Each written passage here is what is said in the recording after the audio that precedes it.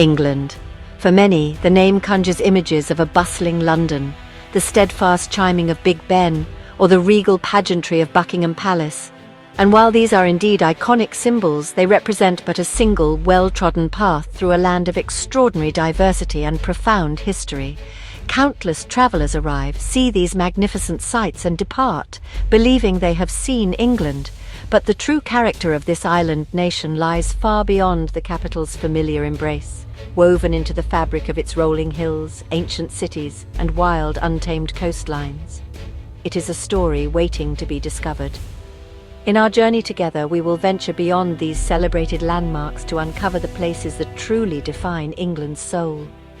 We will explore its breathtaking natural beauty, wander through streets that echo with the footfalls of Romans and Vikings, and stand in the halls of its most revered academic institutions. This is an invitation to see England not just as a destination, but as a living, breathing tapestry of culture, nature, and history, rich with stories that span millennia. It is a chance to appreciate its remarkable diversity in a way that a fleeting visit to London simply cannot provide. To begin our exploration, we shall first delve into some of the peculiar and fascinating truths that make this country so unique. We'll uncover surprising facts about its culture, its language, and even its famously unpredictable weather. Then, armed with this deeper understanding, we will embark on our grand tour of England's must-visit places. But before we get started, if you like to explore amazing travel destinations, then subscribe to my channel. It allows me to continue bringing these incredible corners of our world to you.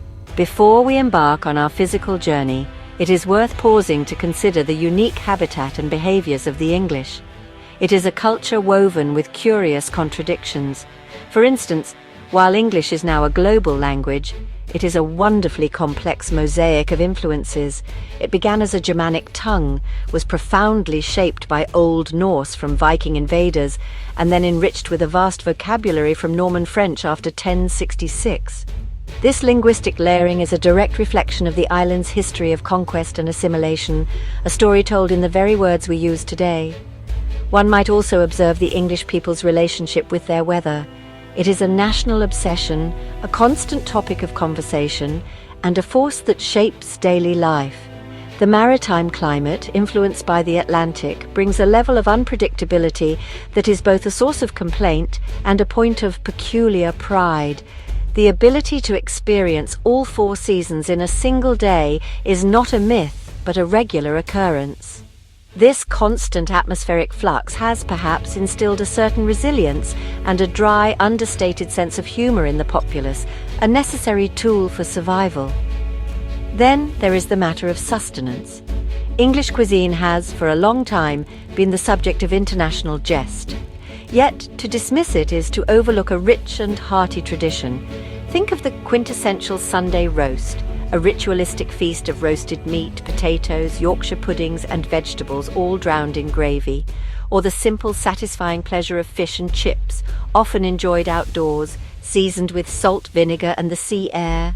And one cannot forget the more than 700 distinct varieties of cheese produced here, a testament to a surprisingly sophisticated dairy heritage.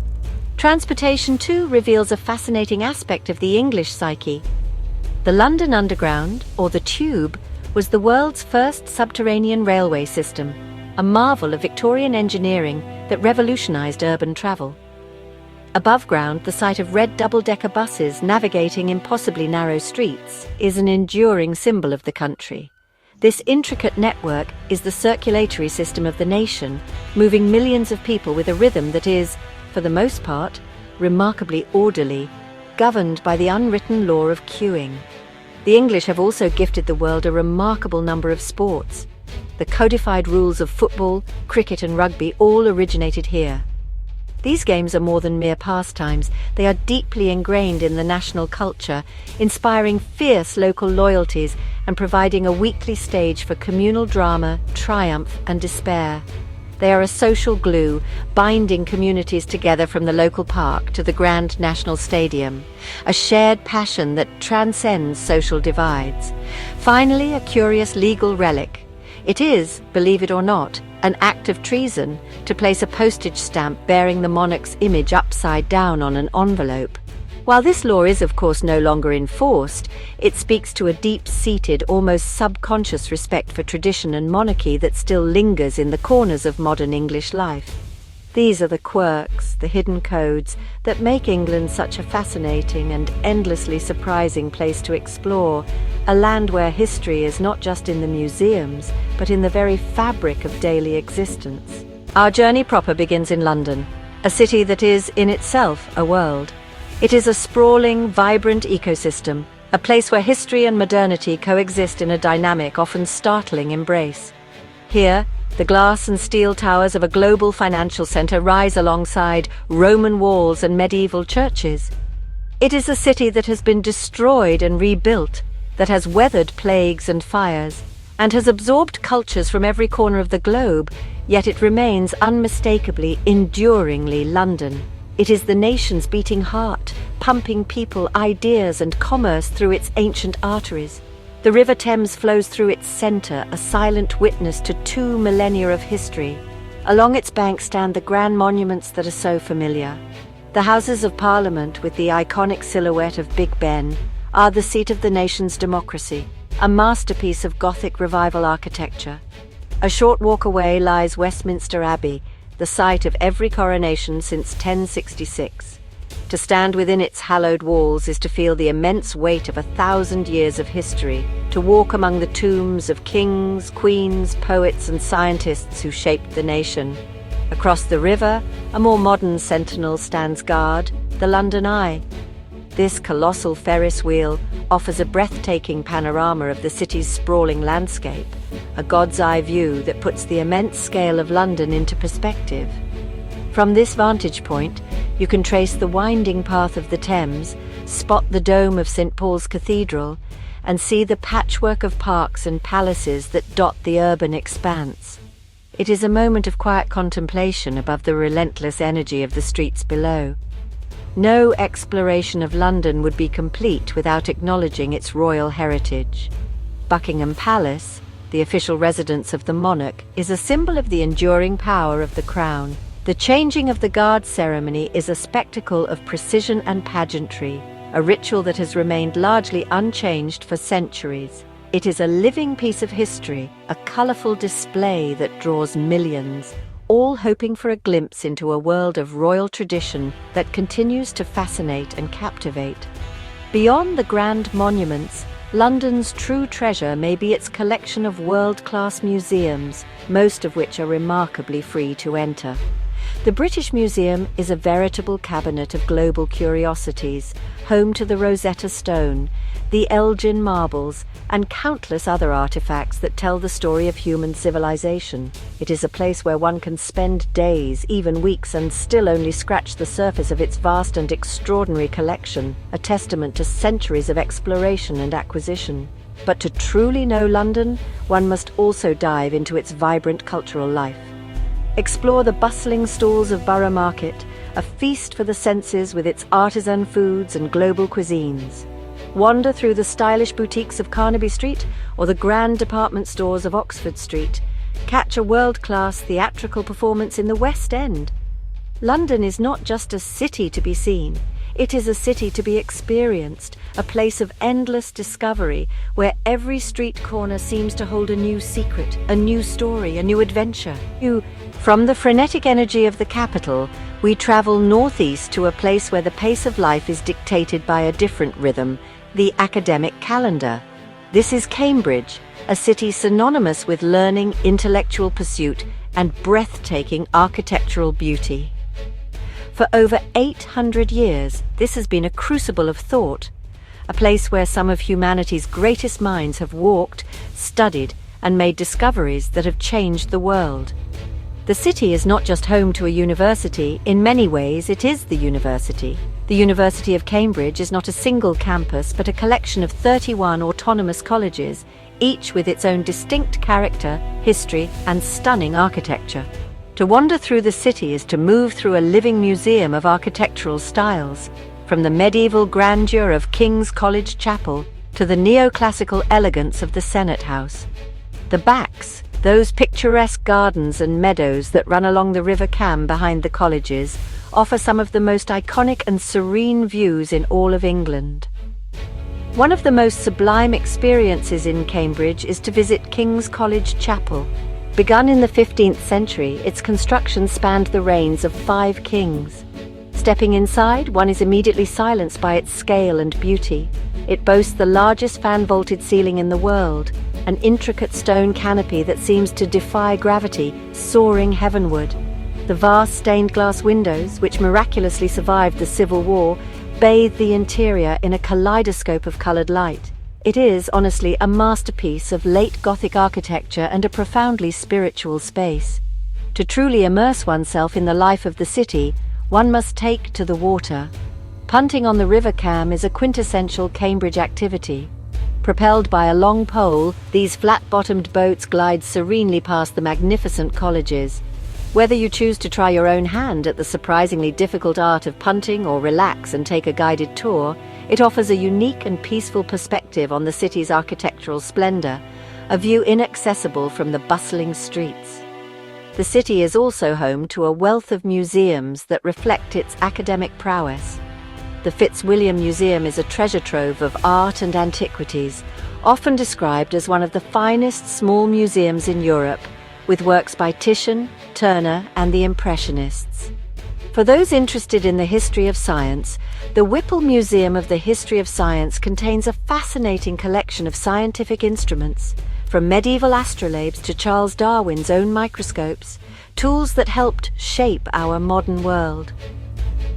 The best times to visit Cambridge are during the spring and early autumn, when the city is bathed in a gentle light, the gardens are in full bloom, and the student population lends a vibrant energy to the streets without the overwhelming crowds of high summer. Exploring the city by bicycle is a popular local custom, allowing you to easily navigate the narrow lanes and discover the daily rhythm of life, from the bustling central market square to the quiet, cobbled courts of the ancient colleges. We now journey further north, to a city encased in history, a place where the layers of time are not just visible, but tangible. This is York, a city founded by the Romans, ruled by the Vikings, and perfected in the Middle Ages. To walk its streets is to follow in the footsteps of emperors and invaders. Its story is written in its magnificent stone walls, its labyrinthine medieval lanes, and its towering cathedral, which dominates the skyline for miles around. York is not just a city, it is a time capsule. The city's origins lie with the Romans, who founded Iberacum in 71 AD. It became one of the most important administrative and military centers in Roman Britain. 2 emperors, Septimius Severus and Constantius Chlorus, even died here. Though much of the Roman city lies buried beneath the modern one, its legacy endures in the layout of the streets and in artifacts displayed in the Yorkshire Museum. The Multangular Tower, a Roman defensive structure still standing in the museum gardens, is a powerful reminder of this ancient foundation. After the Romans departed, the Anglo-Saxons took over, but it was the arrival of the Vikings in 866 AD that truly shaped the city's destiny. They renamed it Jorvik, and it became a thriving hub of international trade, a Viking capital second only in importance to Hedeby. The Jorvik Viking Centre, built on the site of a major archaeological dig, masterfully reconstructs this era, complete with the sights, sounds, and even smells of the 10th century city, offering an immersive glimpse into this brutal and dynamic period. The undisputed jewel in York's crown is the York Minster, one of the world's most magnificent cathedrals. It is the largest Gothic cathedral in Northern Europe. Its construction took 250 years, and it is a masterpiece of art and engineering. The Great East Window is the largest expanse of medieval stained glass in the world, depicting the beginning and end of all things. To climb the 275 steps of the central tower is to be rewarded with an unparalleled view of the city and the surrounding countryside. Perhaps the most famous street in York is the Shambles, a narrow, cobbled lane with overhanging timber-framed houses that almost touch in the middle. This was once the street of the butchers, and the hooks from which they hung their meat can still be seen on the shop fronts. Today it is filled with quirky, independent shops and tea rooms. but its medieval character is so perfectly preserved that it feels like stepping onto a film set. It is, without doubt, one of the most atmospheric streets in Europe. For a different kind of history, the National Railway Museum offers a fascinating journey through Britain's pioneering role in rail travel. As the birthplace of the railways, Britain's story is inextricably linked with the steam engine, and this museum houses a spectacular collection of giants of the steam age, including the record-breaking Mallard and a Japanese bullet train, a gift to acknowledge Britain's influence. One can also walk the city's medieval walls, the most complete in England, offering a beautiful 2-mile circuit with elevated views of the city's historic heart. Our journey now takes us west, into a realm of sublime natural beauty, a landscape that has inspired poets, writers, and artists for centuries. This is the Lake District National Park, a breathtaking panorama of rugged mountains, serene lakes, and verdant valleys. It is England's largest national park and a UNESCO World Heritage Site, celebrated not just for its physical beauty, but for the way it has shaped human culture and creativity. Here, nature is not just a backdrop, it is the main character. This is a landscape carved by ice. During the last ice age, massive glaciers scoured the volcanic rock, gouging out deep U-shaped valleys which later filled with water to form the famous lakes. The mountains, known locally as fells, are ancient and weathered, their dramatic, craggy peaks standing in stark contrast to the tranquil waters below. Names like Scafell Pike, the highest point in England, and Helvellyn, with its perilous striding edge, call to the adventurous spirit of hikers and climbers. The park is a haven for those who seek solace and adventure in the great outdoors. There are countless trails for hiking, or fell walking as it is known here, ranging from gentle lakeside strolls to challenging mountain ascents.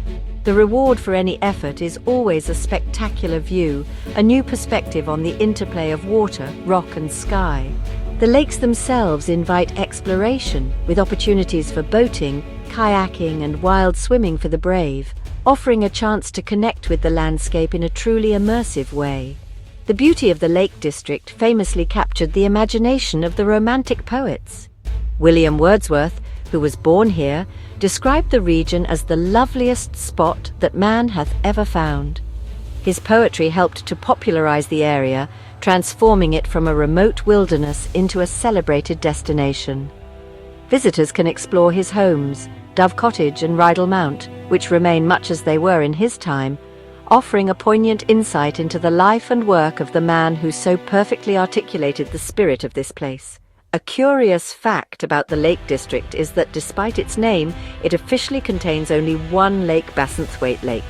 All the other bodies of water, including the famous Windermere, Coniston Water and Ullswater, are technically classified as meres or waters. It's a small detail, a quirk of local terminology, but it speaks to the unique identity and deep-rooted traditions of this very special part of England. It is a place with its own language, shaped by its geography. Beyond the fells and waters, the Lake District is also dotted with charming villages and market towns built from the local grey-green slate.